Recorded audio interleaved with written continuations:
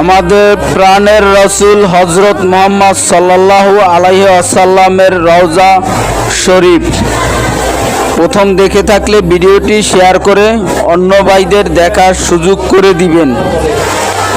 আল্লাহ তাআলা যাতে আমাদের একবার হলেও রওজা শরীফ জিয়ারত করার তৌফিক দেয়।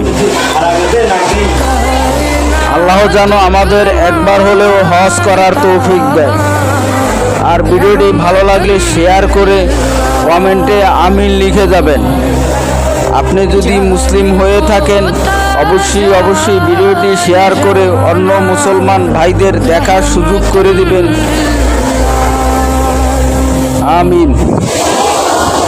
এটা কি জানেন?